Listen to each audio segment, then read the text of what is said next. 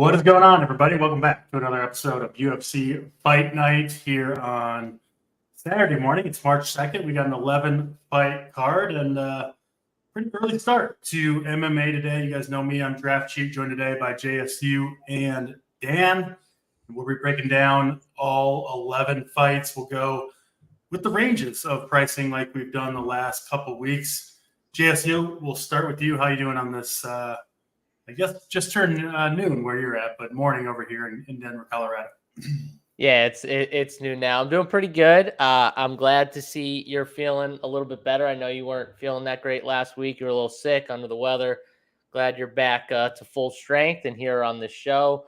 And hopefully pick some winners. I think we picked some winners last week on the show. I know we all had some good takes from the betting side with some bets that we liked. I know I hit my best bet, Chirez, by submission. That was an easy one. I know JBC smashed the card just in general. Dan had some great calls. I mean, like, we were pretty on a lot of the stuff that happened. It's just we need some dogs to come through today. We've gotten too comfortable. Dan said it before we got on. He said it perfectly too. Everyone's getting comfortable with all these favorites winning, but one of these cards we're going to get some big upsets. Hopefully it's this card. Yeah, I'm not sure if I'm glad I missed the show last week because I would have, steered some of the viewers in the wrong direction. Because I had a pretty rough card myself, but maybe you guys would have talked some sense into me. I would have had at least a little bit better lineups. Well, DC, I don't want to say that because the week before you were on the nuts. So, it just that's how MMA is sometimes. You're gonna have good weeks. You're going to have bad weeks. Yeah, you owned us the week before, and then you come back and you have a rough week. But maybe we'll just say the sickness, you weren't feeling great anyways. Yeah. You were under the weather. And maybe it just was messing with you too much. Yeah, it started early on that card. And I did like the chasing where you're like, oh, my teams are dead. Let me make some more parlays. And it just it snowballed. It was a rough night, but we're back at it. You're going to have cards like that. And hopefully this one turns out a little bit better. Dan, how you doing on this Saturday morning? I'm doing great. This is like one of the few times where it's actually like preferential to be an East Coast sports fan. Don't have to get up like super early, but we get fights starting at 1 o'clock, which is great. And like this card doesn't have a ton of name value, but like we've got ranked guys fighting ranked guys. A lot of wide lines. Like I'm hoping for chaos. I think we're gonna get it. Yeah, and we have a really unique card today for sure, where we have 4, 5, 6 really, really big favorites. I added it up, and I think like the average line for the favored fighter on this card is like minus 370 or something crazy. I don't really remember a card like that. So I think DFS-wise, we're going to have to try to pick out, at least one underdog on every card and maybe a couple on some. So it is unique in that aspect. But with that, we'll jump into the fights. We'll go we'll divide it up by the ranges of the salary. So we'll start with the 9K range. We do have, especially for only 11-fight card, we have 7 fighters, I believe, 9K or above. Kind of speaks to the uniqueness of this card. Nurmagomedov, 9,700. What is he? A minus 12, 1,300 favorite. We've got Klein, Basharat, Anders, Erseg, and Makayev, and Petrino. So, like I said, 7 fighters, 9K or above. We'll start here, JSU, because it's obviously a big decision on some fight cards. There's just a couple 9K guys, and you can kind of lock those guys in and build from there. But on this card, you're gonna have to choose on where you want to spend that DraftKings salary. What do you got for us in the 9K range? Yeah, before I hit this 9K range, I totally forgot about this, but last week's card, I was all in on Raul Rosas. That didn't work out. And the card that Chirez was on, that the fight got, canceled or, no contest, whatever, and had to be rescheduled, I was all in on Chirez. So I might just need to fade both those guys whenever they're on cards from now on, because it doesn't work out. Bad mojo all around for the Rosas stuff. And I don't even know what happened, because you saw the walkout when he walked into the stadium and he looked fine. And then I don't understand how he just drops and is sick or not feeling good after that. But yeah, no real idea what was going on there, but like I was disappointed that it wasn't put on this card because I was not on Rosas last week. I was gonna be on him this week. Just kind of flip it there, smaller cage, no altitude, so cardio concerns are a little. I mean, we don't have to get into that, but yeah, I was hoping that fight was gonna be on this card. yeah, me too. Me too. Just so I could have the pain of fading it and then getting owned when he drops like a 120 on there. So that's exactly what would have happened too. So yeah, whatever. On to the next card. And we do have a banger range with these 9K guys. Like there's some guys out here, and this is the problem on this card is you're going to look at all these big favorites. You're going to be like, okay, what do I do with all of them? And from a DFS perspective, I think is a little different from like a betting perspective on some of these guys. Cause like, Basharat, let's just go to him first. Like for DFS, I just don't know how I can play this guy over some of these other 9K guys at 9,500. The only reason I think you could just say you like him over all these guys or over like a few of these guys is because of ownership. I want to get leverage on the field. That's like the only reason you can give me, which is fine. But like he's just a decision fighter. He's opportunistic. He's not going to take too many chances. He's going to stay safe. If you want to keep it like a kickboxing match or whatever, he'll play that game with you. Or he can take you to the ground.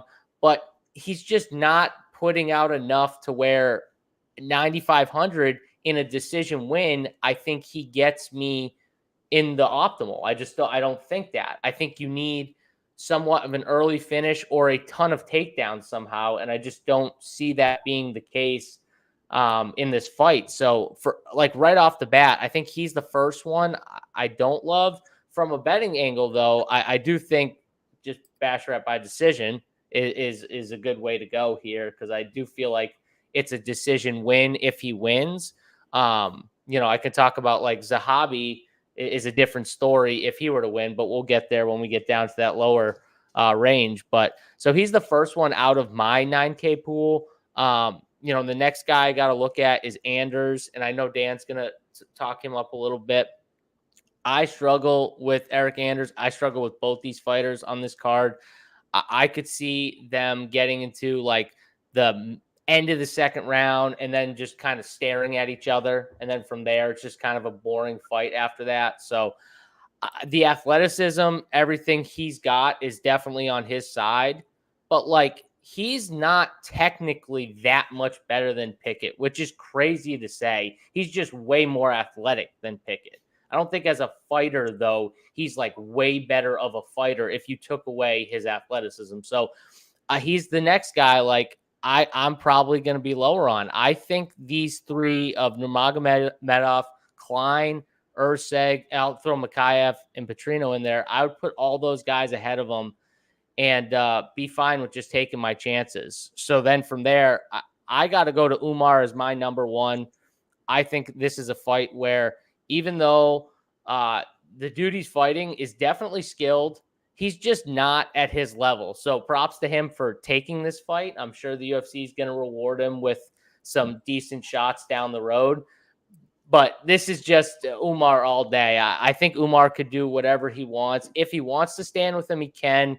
The best way, though, is just for him to wrestle. I mean, like, that's the clearest path. I don't think he wants to even stand with him unless he just wants to show off. Like, I would just wrestle. I think that's what he does, too. I think this is a heavy takedown game here because the kid he's fighting definitely can get up. So, like, I could see a big takedown number from Umar because he is kind of talented. So, I really like him. And Klein is the other guy at 9,600. He's just tough for me not to play when you watch Cunningham fight. Cunningham should not be in the UFC. He's got terrible defense all the way around. His takedown defense is awful. Everything about him is just really bad. I don't know how he's in the UFC.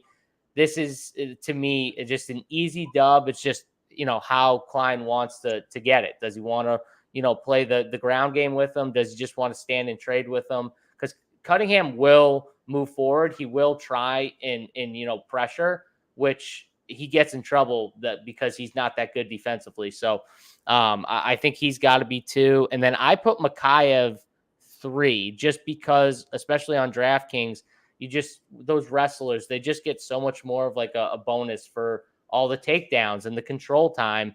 And what do you see from Makayev? You see when he gets the takedowns, 8, 10, 12 minutes of control time his last 4 fights. And even in the fight with Tim Elliott, where on some of the cards, I think they had him losing the fight 2 rounds in, and he ends up winning. Like, he still ended with 100 DK points, and that was a tough match where he kind of finished it at the end, where he probably thought he was winning and didn't have to even get the finish, but he did anyways. It just kind of shows how like game he is and tough he is to beat someone like Tim Elliott. So I pump someone up who does that against a guy like Tim Elliott, because Tim Elliott's just an absolute warrior when you're out there against him. So I like him going up against a guy who hasn't fought in a while, is dangerous, throws a lot of leg kicks, Perez does, but I think this is Makayev all day, and I think it's just heavy wrestling all day. So those 3 would be ranked, and then I got Urseg 4 and Petrino 5. And I just think Petrino's 5 for me because I still want to see a little bit more of him, but the raw power is insane with this dude. Like the dude is just absolutely freakishly strong, and he can muscle you onto the ground. It's not as technical, but he's so strong that he can just do it and make it look kind of easy, even though it's not as technical. And he's got all the power, and the power carries too. Like first round, second round, it doesn't even matter. Honestly, the second round, it looks more like fluid and less like he's trying to put everything into his shots like the first round does. It looks more fluid to me in the second round. I think it's because he gets a little bit out, and then he can just really just rely on straights and kind of sitting on those punches a little bit and not trying to throw everything into it where he does in the first round. I think it gets him in trouble. Like if someone just told him, hey, just relax and literally just let it go and stay calm and not put everything into all your shots, I think he would have a better shot at like putting people out earlier, but he doesn't do that. And you see it in his fights. Like when he's winning in the second, he's winning the third round. Even in the Contender Series, he got dropped by Rodolfo, who we've seen terrible in the UFC, but like he got dropped by him early, backpacked by him, flattened out, and then he somehow reversed the position. Like the dude is an animal, but I think it's just that first round, he's very slow. So I actually like second or third round KO for him. I think is really nice here. And I like him a decent bit, but he's still got to be the 5th for me in terms of that, just because I don't trust him as much as I do the other 9K guys. Yeah, makes sense. It's crazy. We got 4 undefeated fighters in this 9K range. JSU, who do you think is most likely to lose? Just lose the fight outright in this 9K range of fighters? I would have to say Petrino worries me. Petrino probably worries me. Him and Anders worry me the most. Okay. But I don't like Pickett. That's the problem. Like but I don't trust Anders either. So it's like 2 fighters that I don't really trust. So it's tough for me. I think Pedro's decent on the other side. I think he can give him some problems. I just don't see how Klein or Nurmagomedov lose. And I think Perez is behind just because he's been gone for so long. I know he's only lost to some really good fighters recently, but like still he's been not in the cage for a while, which really has me concerned about him. So yeah, I would say those guys, but it's tough. Honestly, it's tough to pick from those guys losing. Yeah. Let's go over to you, Dan, for this 9K range. Obviously, the largest subset of fighters here, 7 fighters over 9K. We got the JSU breakdown. Let's hear from you, Dan, on what you're doing with this 9K range of fighters. Yeah, so I'm definitely different from JSU. Number 1 for me is Klein over Nurmagomedov, and it's the same thing as I've been saying the last 2 weeks, and will probably continue to say is I think like JSU said, Cunningham doesn't belong in the UFC. I think he's going to get I think he's getting put to sleep quickly, violently. And I would just rather back that than, someone who needs to get there over 3 rounds of wrestling, as always. I mean, Nurmagomedov obviously can also get the finish. I have plenty of him, but next after Klein, I've got Urseg. He just rates out the best for me. He's got really high ITD. He's good value. His opponent as well. I mean, Schnell is like, he's very hittable and he's very prone to getting like knocked down, knocked out. I believe, his only real recent win over Sumaderji, he was losing that fight. I don't know how I don't know how he stayed standing because he got absolutely brutalized before. I believe it was a triangle. He just like threw up a Hail Mary triangle and won that fight. He was literally getting the shit beat out of him. And then all of a sudden caught Sumaderji, got him down, and then just started throwing those elbows and cut him. Like, I think it was on the forehead or something like that. And there was blood everywhere after that. And then just caught him in something. But yeah, that was a crazy fight. He was done. Like, he got chinned multiple times, like where he just got hit clean right on the chin, went down, got back up. He's a dog. I'll give him that. Like, he's a dog. That's another thing to consider is like how many knockdowns can Urseg score on him before he finally like club and subs him. That's how I think it goes down. I think he's going to club and sub him, put him away. But how long can Schnell last? So I really like him. I think he's going slightly overlooked just because right below him is Makayev, Petrino, Duncan, who are all going to be really popular. Makayev, like, surprise, surprise, I'm going to be pretty low on him. Wrestler. I don't think he hasn't exactly been blowing the doors off of all of his competition. I think his ownership kind of indicates a fighter that has been, a little more consistent or impressive, I guess. He's not that expensive, but Perez is also my highest owned dog.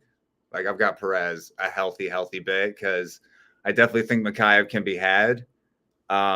It's kind of just a matter of when, and I think this is as good a time as any for it to happen, especially when he's going to be super popular on a short slate where we're kind of like striving for ways to get different while still, playing guys with like really high upside. So I'm higher on Urseg, Klein. Then next for me, like you said before, is Anders.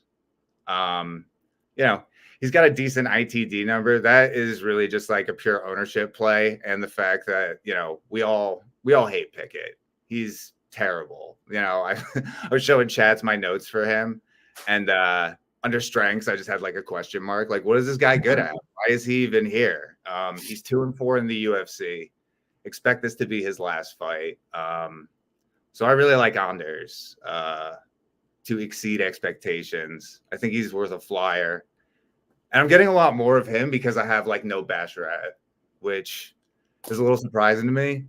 I tried something a little different for this slate. I used some Sims, trying to, adapt with the field because I know that's becoming kind of like a bigger part of play. And it gave me I tried to boost him. I was telling DC before, I had a file. I was between a file that had 2% and 7. And it was like, I like the rest of the 2% file well enough that it's not even worth it for me to get like that extra 10, 12, whatever. Lineup. So having said all that, he definitely has a path to optimal. Like, he's got decent, not good ITD numbers for his price, but 36%, a third of the time, that's enough to take a flyer on him. Personally, I'm just not doing it because it's a short slate. I want to take some more chances. I'm going heavy Klein, Urseg, Petrino as well, who I don't even think I mentioned. Petrino's third for me. I like Petrino a lot to get a big finish. Sounds like that fight.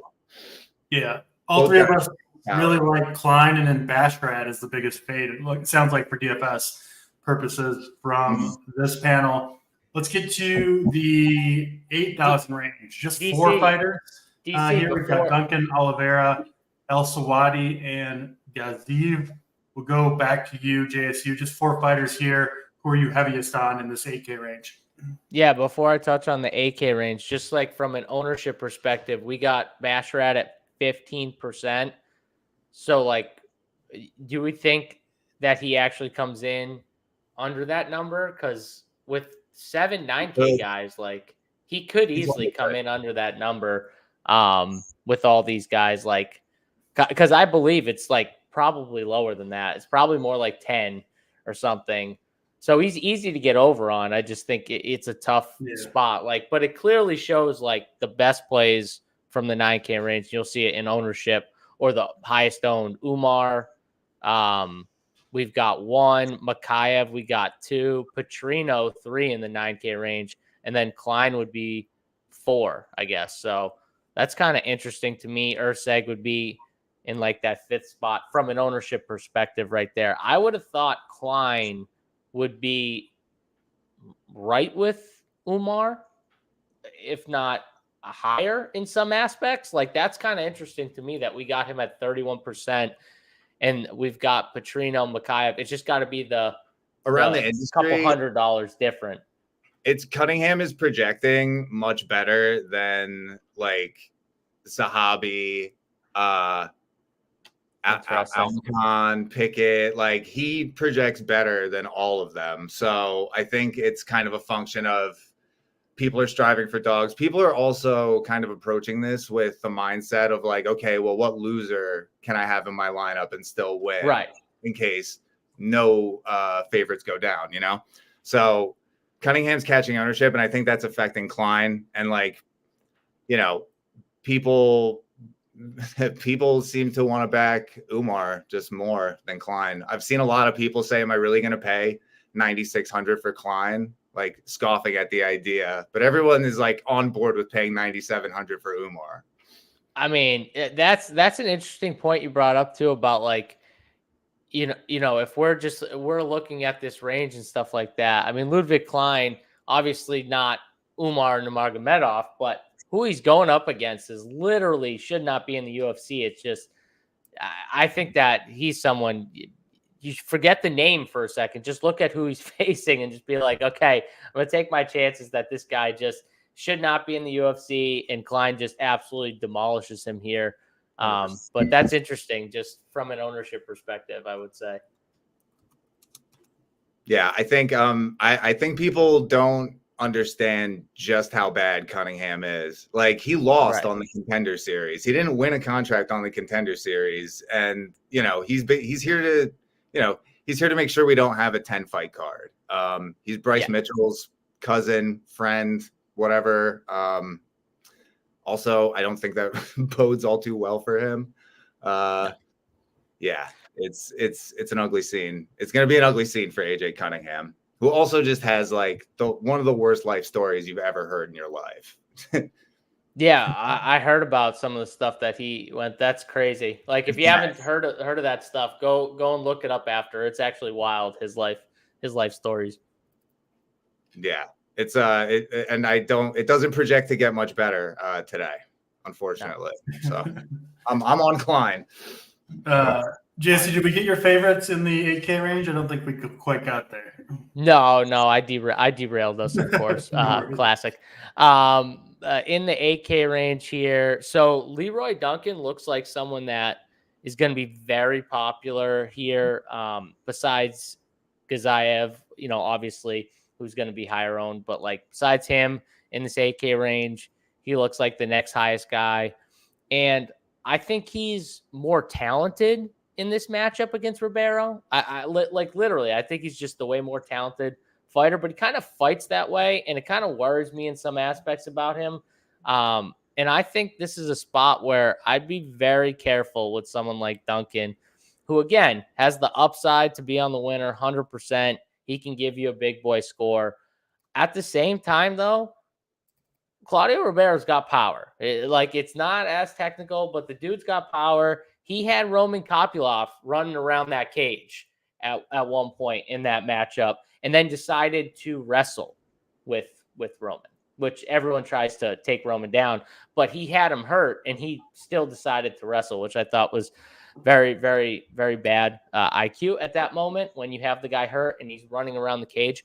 And then he gets kicked in the face, and it was a absolute clean kick in the face by Kopylov, which we don't see a lot of, just head kicks that come off clean. Like normally head kicks and they'll maybe glance off the glove a little bit. This was just clean, didn't glance off anything, just right to the face. I and rewatched knocked that him so down. many times, dude. I rewatched that so many fucking times. And if you watch it, he didn't was even crazy. get knocked. He didn't even get knocked out cold, which I don't even understand because it was as clean of a kick as you can imagine. And he drops and he's out, but he's not like cold out, which I thought was interesting. The dude is very tough and he has power. I think this is a matchup against a guy like Duncan, who is a little lower with his hands at times. He can get caught. And I would just be very cautious with someone like Duncan here. So I'm a little lower on him. Vinicius is another guy I'm going to be a little lower on. Honestly, this 8K range, I'm lower on some of these guys. I think that they're good fighters, but at the same time, like Vinicius, same thing. Carries his hands low. He's a little bit cocky when he's in there. He fights that way. He's confident, 100%. He will swing for the fences, though. When this dude gets you like close to that cage and he knows he's got you, he will just start swinging like crazy trying to knock you out because he's got massive power. He's going to have the height advantage over Sapaj. He's going to have the reach advantage. But everyone kind of has the height and reach advantage against Bernardo. He's like 5'5". He's literally my size. Like he's 5'5", 5'6". And he looks like a natural, like at that weight class. You know what I mean? He's probably not cutting that much. Like he literally looks all of it. But he's got power too. I could see a spot where Vinicius has his hands low. He thinks he's got him. He's swinging, and all of a sudden an overhand right comes and just puts him out. So I'm lower on Vinicius too here. Another guy that's KO or bust early, but I think Sapaj could kind of weather the early storm and then put it to him kind of later in the second round. So I kind of like the dog in that matchup as well. Al-Sawadi, I think this fight is a decision fight. Al-Sawadi has great cardio, really good cardio. If you watch the Contender Series fight, he was a massive dog. I think he was the biggest dog on the card in the Contender Series. I can't remember who exactly he fought, but it was like a minus 400 type fight. He was the biggest dog there, and he was just constantly moving, like constant movement, circling. He had really good footwork. He has takedowns if he needs them, but he just kind of beat the dude with footwork and just volume and volumed the dude up, pieced him up on the feet. I think that's going to be his plan against Loic. I mean, Loic's got power, but he's not as technical as Al-Sawadi on the feet, so I don't think he's going to beat him on the feet. I think Loic needs to get the fight to the ground, and I think Al-Sawadi is going to try and keep it standing. And if he can keep it standing, I think you're going to see just constant movement to where Loic can't get his takedowns. He can't find them, get his hips, pressure him up against the cage, and find a takedown. And if that happens and it stays on the feet, Al-Sawadi is going to be, that's going to be pro Al-Sawadi. If the fight gets to the ground, I think it's more of a Loic fight. So I could see it going either way for these guys. I went back and forth on who was winning this fight because I think this is a very close fight where I could see either path getting there. I have Loic now, but I'm not as confident. I am confident, though, that this is a decision fight. So that's what makes me a little lower on Al-Sawadi is I think this fight goes to the cards. So I'm also lower on him. And I'll let Dan touch on those guys before we get into the next range. We'll put Gazayev and Rosenstruck in the same range so we can kind of talk about that fight. Yeah, that makes sense. Yeah, Dan, go over this kind of the shorter 8K range here. Duncan, Oliveira, Al-Sawadi. Where do you stand on these guys? Yeah, so my highest owned there. This is like my lowest owned kind of range as a whole. I mean, it's smaller, obviously. The options are not great. I mean, Duncan's good. He's got great ITD, like pretty much the highest KO number on the entire card. He's great. He's just going to be high owned. And it's like on a card like this with terrible dogs, I like, pivoting to the options just above him that are going to be kind of lower owned. And I think Like, I think just you did touch on it, but he can be, I think he can be like sort of neutralized, or no, sorry, not neutral. This isn't the matchup that I was just thinking about. Ribeiro can absolutely just come and knock him out. Like, we've seen Ribeiro fights where he just comes out like a bat out of hell, swinging, and he's caught guys before, just hasn't been able to finish them. He's not very good, but like in a smaller cage on a card where, again, we're striving for dogs, like Duncan is sort of like the least exciting option up there. He just saves you a couple bucks. You know, the line has moved slightly towards him. I just don't think – I think you're better off kind of like pivoting away from Duncan and, if anything, leaning into Ribeiro a little bit. So, yeah, this range we're going to talk about the main later, but, you know, Al-Sawadi – same deal as always with like the wrestlers, except he doesn't have as good finish equity. So I'm definitely coming in much lower on him. We talked about Vinicius. Like, yeah, he might be, you know, he might be a bit of an idiot. He might be like, the IQ is not really all there. He started showboating and like, I believe it was his last fight. He was doing pretty well and then started showboating in the third round and got knocked out. Pretty much immediately after, which you don't love to see. And he keeps his hands extremely low. And this guy Sopaj that he's facing has been a pro since he was a teenager. He was already preparing for a fight in Sweden. So like, he's a short notice replacement, but he's been getting ready for a fight and he's got knockout power. The only problem with him and why, I'm jumping ahead.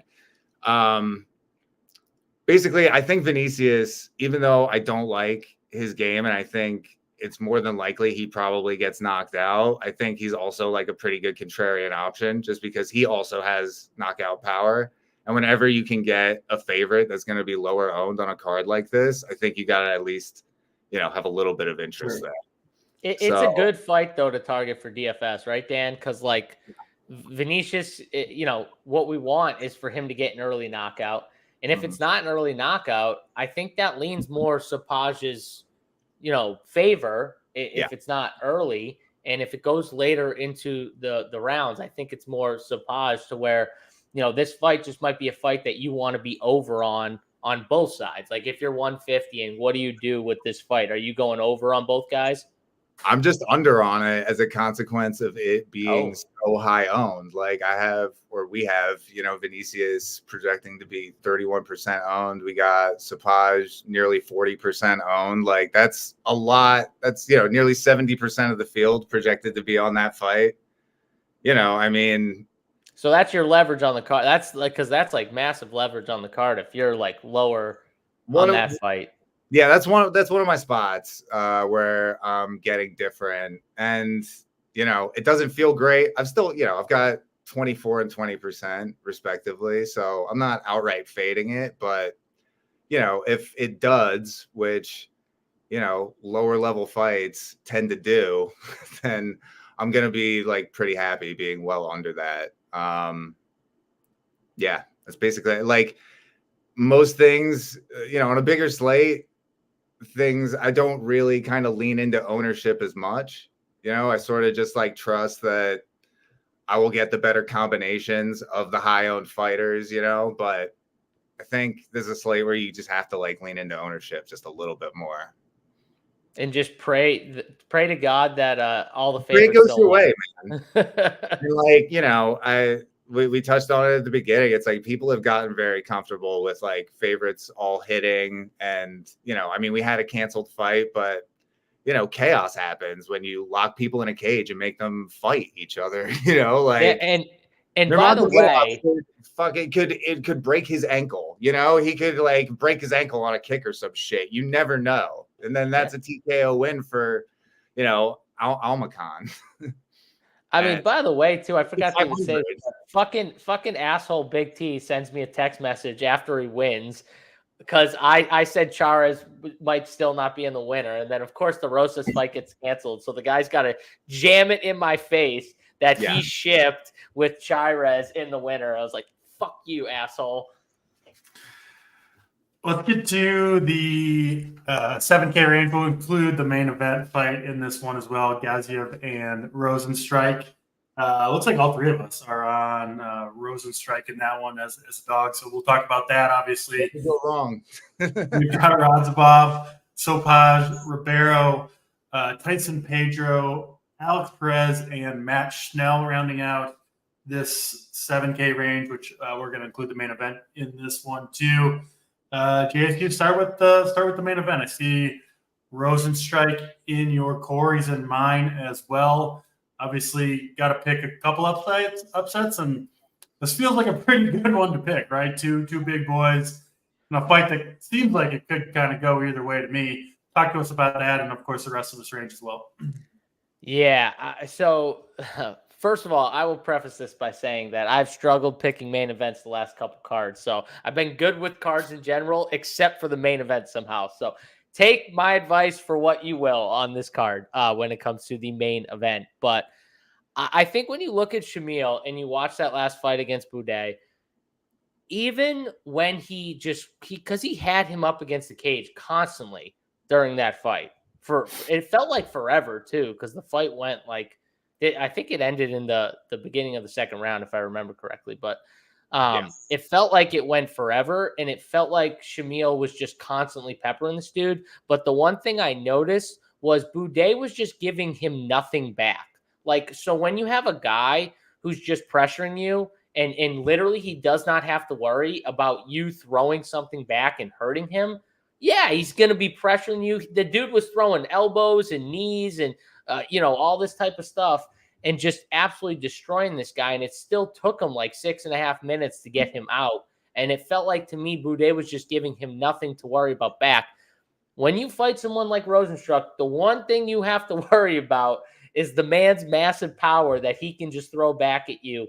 So I don't think this is a similar fight from that standpoint of, if Shamil does that to Rosenstruck and just tries to like overpower, overpressure, and just like try and put him out, he can get caught easily here trying to do something like that. And I do think, with this being the final fight of the night, I do think these big boys, I know Rosenstruck wants a knockout. I do think Shamil's going to come here wanting to knock him out as well. And I just think that Rosenstruck's going to catch him. I think that Shamil is not going to try and take him down, which he should try and take Rosenstruck down, because if you can get him down, then he's a fish out of water. He does not like being taken down. So I think he should try and do that. But I don't think that's what's going to happen. And I think that's going to end up being what Rosenstruck, he's very lucky that it doesn't happen, and he ends up putting Shamil's lights out at some point during this fight here. So yeah, I really like Rosenstruck in this fight. I think it's a finish fight though. I think it goes, obviously it doesn't go to the cards. I think one of these guys gets the knockout finish, but I'm going Rosenstruck here. I think just what he's going to fire back, it's not going to be the same fight with Boudet, where Shamil doesn't have to worry about anything coming back and he can just literally walk through him.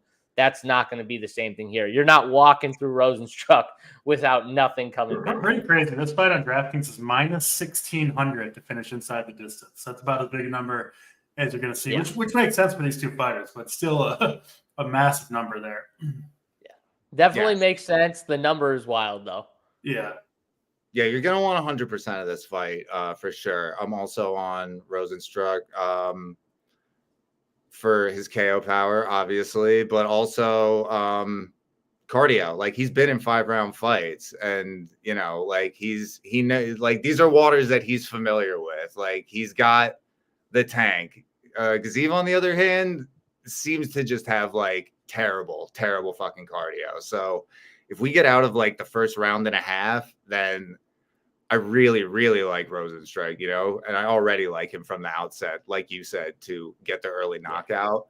And he's also, got him projected around 30% compared to 50 for Gaziev. Like, that seems like a no-brainer to me to get over on. So I'm like 60-40 Rosenstrike Gaziev on that main event.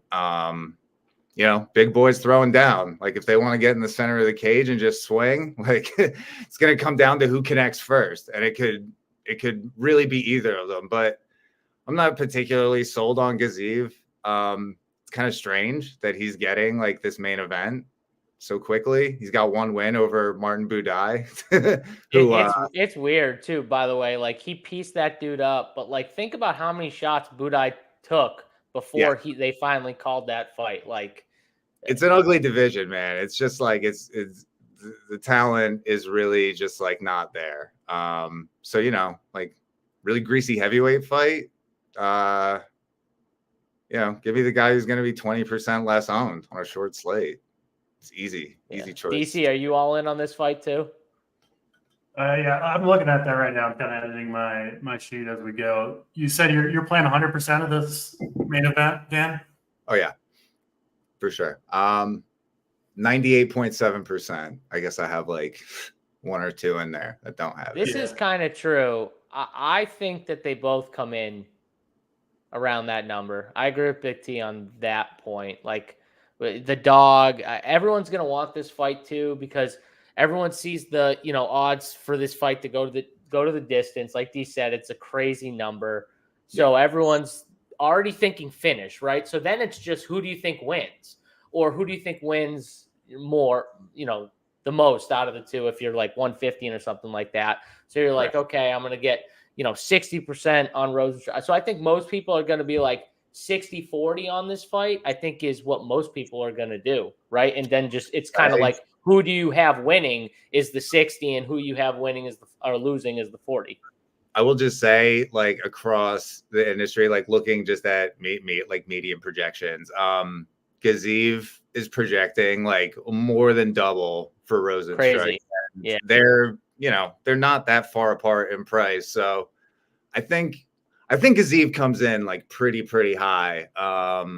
But I've been surprised before. MMA ownership is like not an exact science. I won't be surprised if Rosenstruck has pretty high ownership here, maybe higher than we're expecting, just because you do have to pick some dogs on this. It just seems like almost too easy, right? To pick a heavyweight dog in the main event, and because what is he, plus 150 or something like that? I mean, it's just your other options aren't very appealing. So I think we could see some big ownership on Rosenstruck. We'll see. I do think ownership in general is harder to predict on a card like this, where we just don't have much precedent of having this many massive favorites.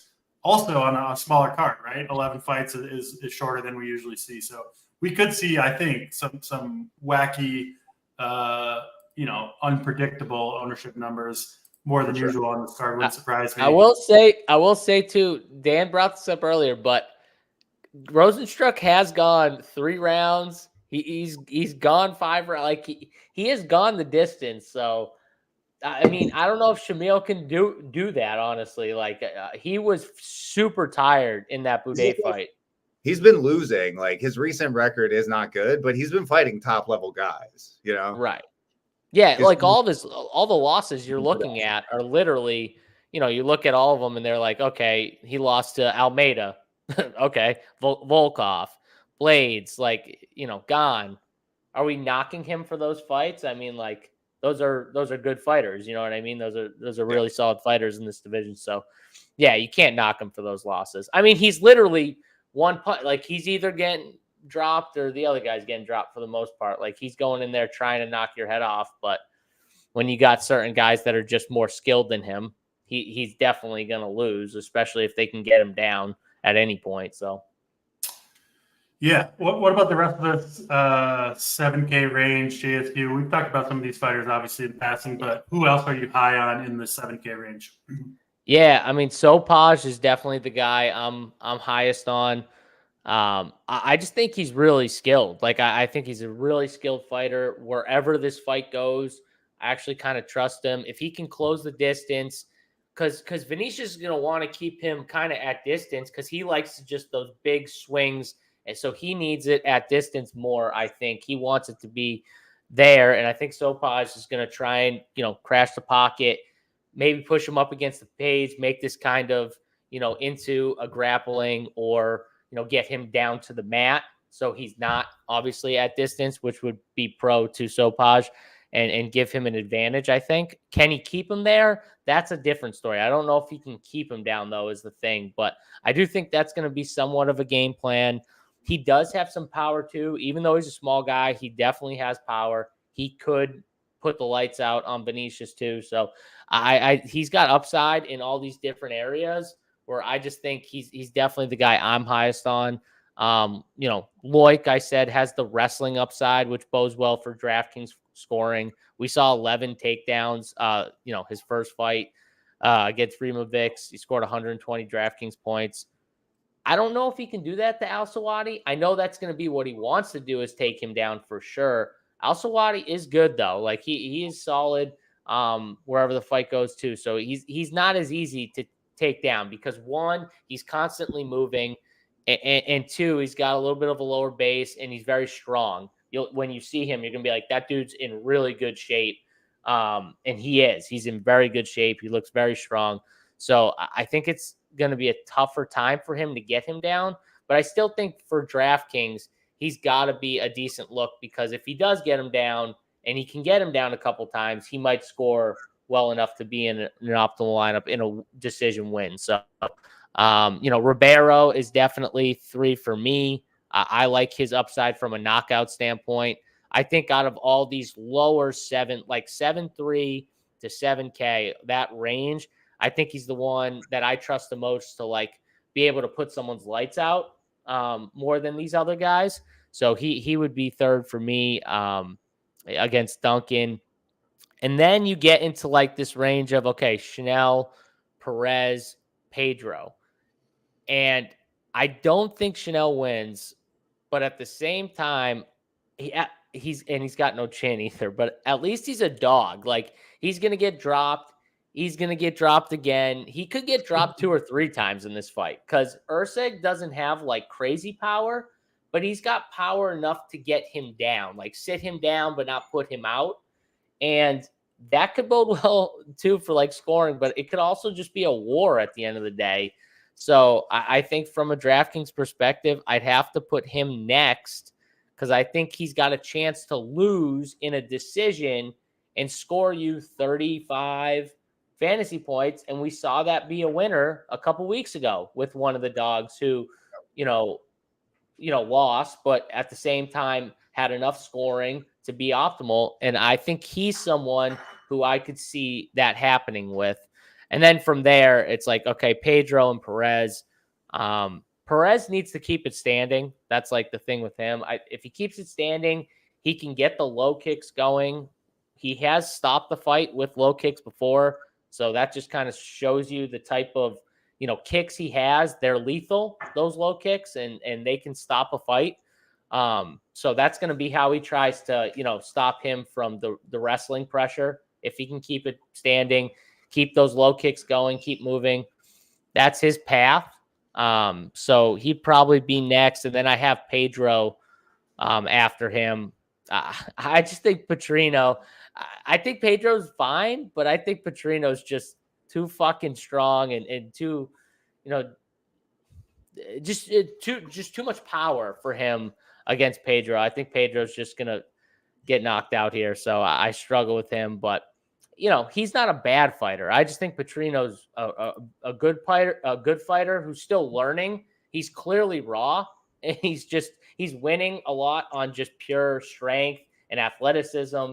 And, I think at some point, everything's going to click with him. Might not be this fight, but at a certain point, I think he starts dominating if he can get, some technical aspects to his game and, refine it a little bit. I think he's going to be someone that we see challenge at some point, because he's just that good. So, yeah, that's how I rank the range. But you got to pick some of these guys. That's the thing with DraftKings.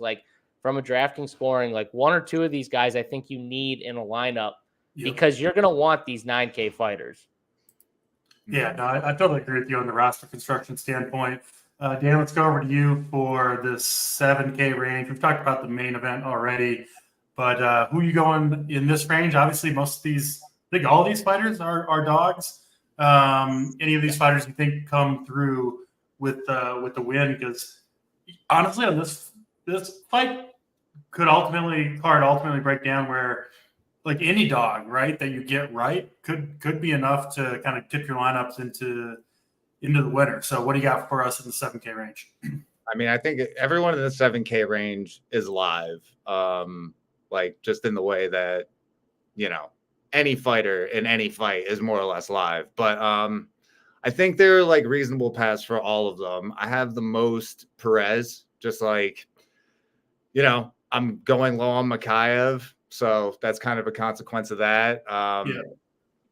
And next I've got Radzabov, just because, we've got an unproven guy coming up against, I think a lot of Al Sawadi, like, he gets you down and he does and he ground and pounds you. And that's where like a lot of his scoring is like potentially going to come from. But I think Radzabov can, you get two wrestlers in there, they kind of like neutralize each other.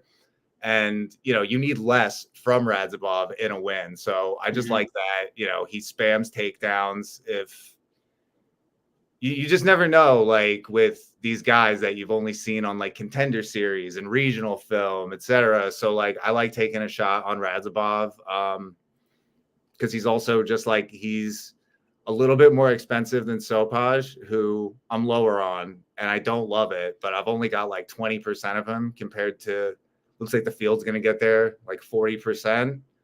Again, that's like strictly an ownership play. I don't like Vinicius. I like Sopaj better. I picked him to win inside the distance, but again, you got to like play the ownership game here. Who do I have? I got Pedro too. Just, big boys swinging on each other. Anything could happen. Let me ask you a question. What are the chances Perez can keep this standing? Because I think he can outstrike Makayev on the feet, right? It's just, it's less like things that I specifically like about Perez and more just, I like the options around Makayev better. There are not many appealing, like lower priced dog options. And you've just, Perez, I think a lot of people are scared off of too, because of like his, like you go to his Tapology page and it's like a shit ton of cancellations, but I actually like went through all of them and it's like 3-4-1 record on like how they're his fault. It's like 3 were his fault, 4 were his opponent's fault. Sure. And 1 was just like the fight got pulled. So I don't know. I mean, like we've seen like Makayev, I don't know how he didn't tap to that knee bar, but like Filo, the guy who got him crazy, is not crazy. Good.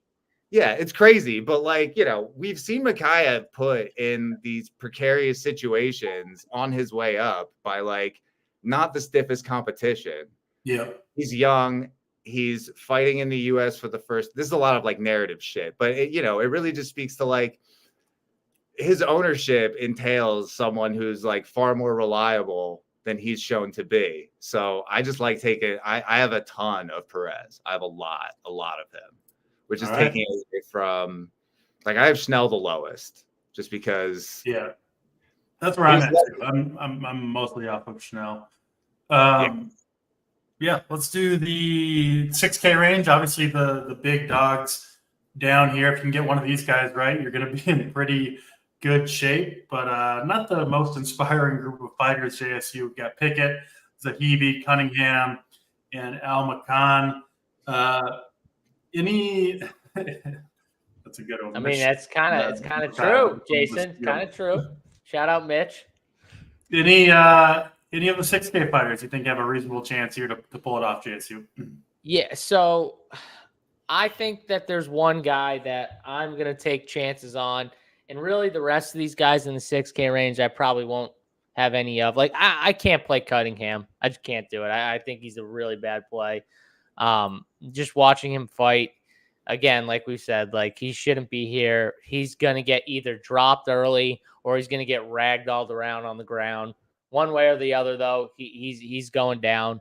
And I think that Bacazette is actually a good fighter, just in a really bad spot for his first fight, which we see sometimes. Like these guys come in and they have talent and they get put up in these matchups, like against guys that no one else wants to fight, so they're like, screw it, I'll fight them, and then the UFC gets him back later. Like he's probably someone that will, get owned, and then he'll come back stronger, and he'll be, a favorite in his next fight and probably whoop on whoever he fights next. So he's another guy I just can't play. The guy I will take shots on, though, is Zahabi. And the reason is because he's got one punch power. He can put your lights out. And we want dogs that we think, especially this low, that can go like 3 rounds, like later in the fight, right? And we like Basharat by decision.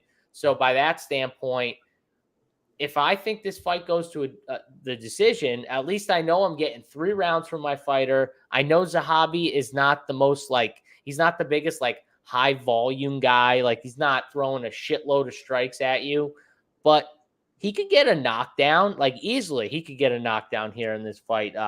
He's got that type of power in him to just drop you. So I think he's the 6K guy. Well, I would rank them probably Zahabi 1 for sure, and then probably Bacazette 2 and Pickett 3, Cunningham 4 if I had to rank them. But he's the one guy I can definitely get some more shares of, because I think he at least has that one punch path to victory with the power that he possesses, even though, Basharat is, really skilled at staying away from it, good defense and all that stuff. So, he's definitely the guy I'm going to be highest on. Pickett's another guy. I can't do it, but I rank him 3rd just because I could see Anders and him, getting into a staring contest at some point and this going to a decision, to where if it goes to a decision, maybe he gets 30 points in a loss. It's very possible. So even though I don't think he's a good fighter, he's another guy I think you can take chances with. And when you play these guys, it just opens up your lineup even more. Even if you really think they're going to lose, you play that 6K guy, you can easily get in those top 2 9K guys that you like and still have money to play the main event and maybe an upper 8K guy that you like. Literally, the lineup possibilities when you throw that 6K fighter into your lineup, it just opens up so much.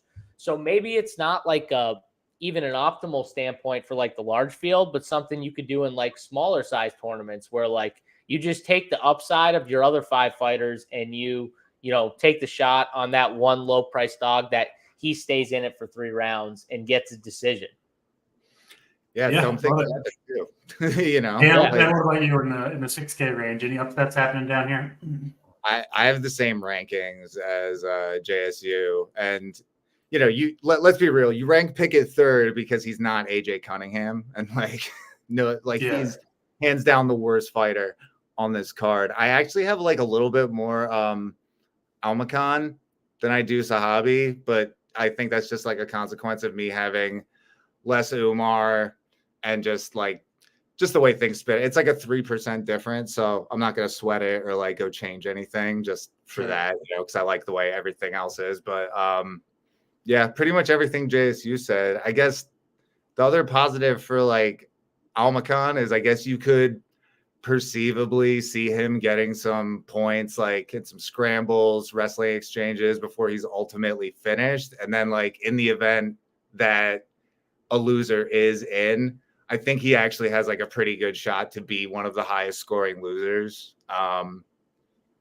have 16% of him, which just, this card's ugly. This card's ugly as shit. I guess I'm hoping for Umar to roll his ankle during the pre-fight announcements, you know what I mean? Or take a step or something like that with my 16%. But man, we haven't had something egregiously stupid happen in a long time, and I'm just waiting.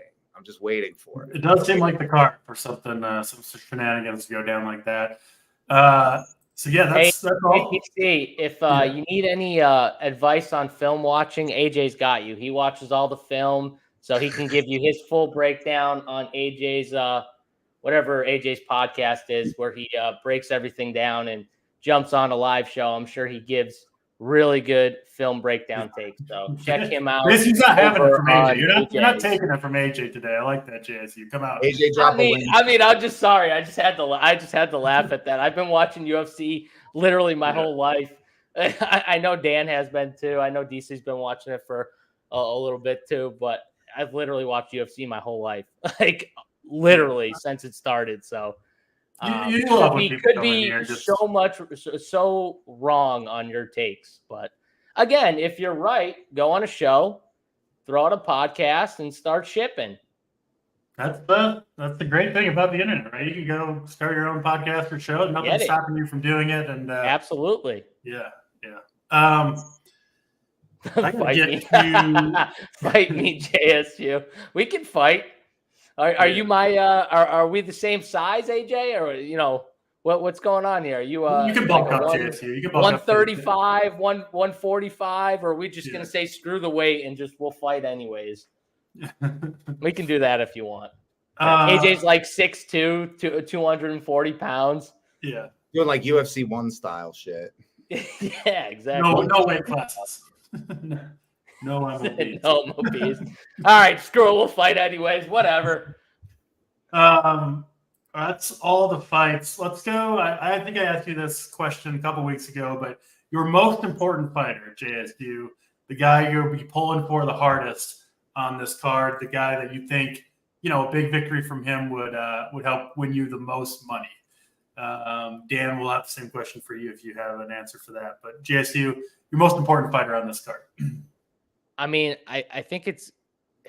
I want to give a dog. Even though he's going to be popular, but he's just the guy that I'm in on is Sopaj. But he's a guy that I definitely think if he smashes and has a big day, I'm going to be in a good spot. But he's going to be popular at the same time, so for good reason. I've got quite a bit of Sopaj as well. Important fighter for me. Probably Rosenstrike is my most important, my highest owned fighter on this card, just because he's cheaper. And I think if he wins, it's probably going to score pretty well one way or the other. Let's go to you, Dan, your most important fighter today. Yeah, it's a toss-up between Rosenstrike and Perez for me, just because I have so much Perez and so little Makayev. Makes sense. All right. I'm in good shape, I think. Should be. Yeah, we'll see. It should be an interesting card. I think we're going to see some potentially some crazy stuff go down in this one. We do have a better card coming up next week, right? So we'll be back breaking down that one. We got to give our best bets before we get out of here too, in these ranges too, because we owned on the best bets. Yeah, I'm going to roll. So I'll throw out there just for something different. I think Steve Erceg by submission at plus 200. I like with Chira's last time. Again, I don't know if he's got the power to finish Schnell, but I think he drops him and then backpacks him and submits him from there. So I kind of like that in the 9K range. Dan, you have one bet you really like? Yeah, I'm going to cheat though and use Duncan. I think Duncan by sub. I'm seeing like 750 on my sheet. I don't know if it's moved since I updated, but it's pretty juicy. I think he doesn't. 750. Yeah, he doesn't have any. I don't believe he has any submission wins in the UFC, but smaller cage. I think he can get it done. Ribeiro has, his skills are limited on the mat, so I think you can take a stab at that for sure. It's like, there isn't too much to love betting wise on this card. I'll go with DC. You going? I got Perez to win by decision at plus 800. Damn, your best bet is Perez by decision. That's right. That's big balls right there. I like that. That's big balls. Thoughts on Zahabi? I think we did give our takes on Zahabi. In the 6K range, he's definitely my favorite guy in the 6K range. I just think he's got at least that power to put someone out. So, Basharat's tough, but I think he'd be my favorite 6K guy.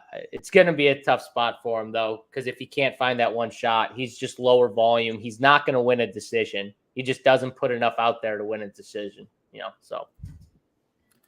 All right, that'll do it for this card. We'll be back next week doing the same thing. We appreciate all you guys watching. Hit the like button on the way out if you haven't done so yet. And if you do want all the core plays for UFC and all the other DFS betting sports going on in the world, we do have a promo code RPS15 for 15% off your first weekly or monthly payment. That'll do it. For us, I'm DC. For JSU, for Dan, we are out of here. Thanks.